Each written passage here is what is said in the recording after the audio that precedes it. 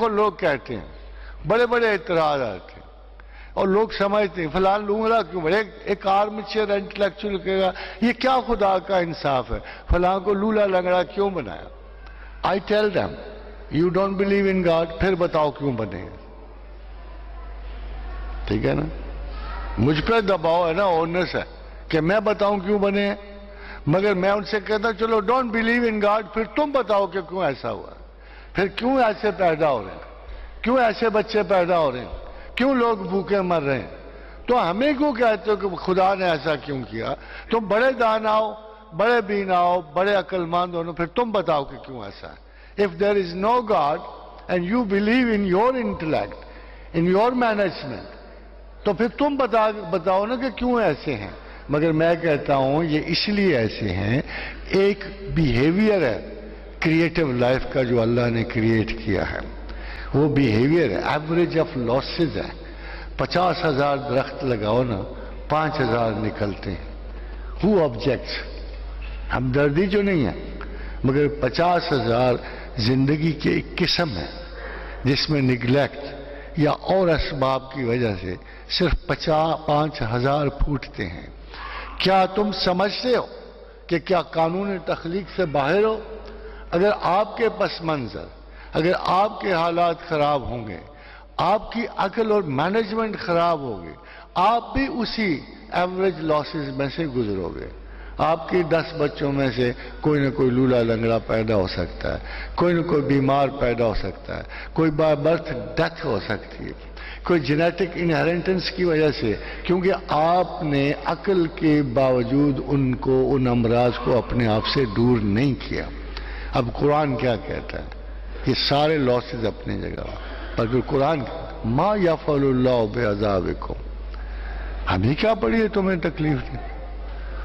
آپ خود اندازہ کرو کہ اللہ کا انداز گفتگو کیا ہے اس آیت میں۔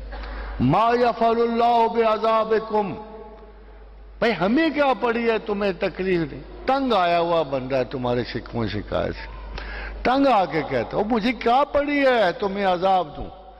پھر اللہ میاں حل کیا ہے؟ ان شکرتم وآمنتم، اگر تم اچھے ایمان والے ہو، ہمیں یاد کرنے والے ہو، تو ہمیں کیا پڑی ہے تمہیں عذاب؟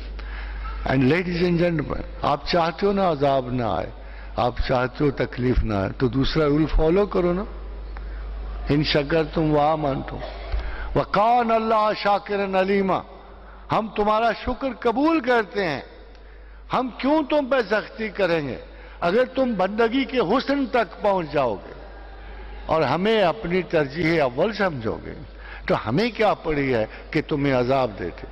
مگر آپ تو چھوٹی چھوٹی باتوں کے لیے وہم اور وسوسے شکار ہو کے جادوگروں کے پاس، تعویذ والوں کے پاس، what do they do؟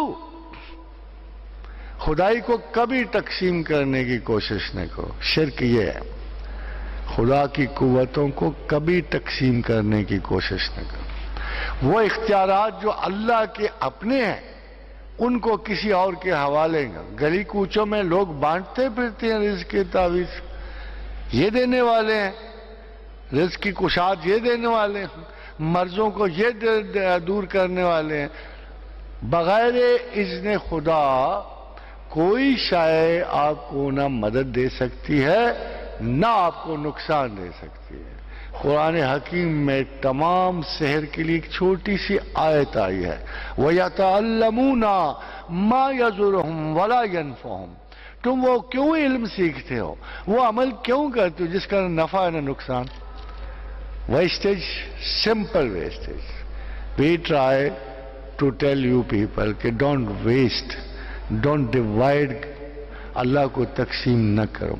اگر تم نے خدا کو مانا جیسے خدا کو ماننے کا حق ہے، تو رسول اکرم صلی اللہ علیہ وآلہ وسلم کا ارشاد گرامی ہے، تو پھر بندوں کا بھی ایک حق ہے اللہ پر۔ تو اصحاب نے پوچھا یا رسول اللہ ہمارا بھی کوئی حق ہو سکتا ہے؟ ایک ایسے سپریم ماسٹر پر، ایسی بڑی قوت پر ہمارا کیا حق ہے؟ ہم بونے ہیں، چھوٹی چھوٹی مخلوق ہیں، جرثوموں سے پیدا ہوئی ایک تخلیق ہے، ہمارا کیا حق ہو سکتا ہے؟ تو فرمایا کہ تمہارا پھر حق ہے کہ اللہ تمہیں تکلیف اور عذاب نہ دے، پھر تمہیں محبت اور امن سے رکھے، تمہیں اصلاح بخیر رکھے اور تم اپنی چھوٹی سی منزل دنیا سے گزر کو محفوظ بنا کے نکلو.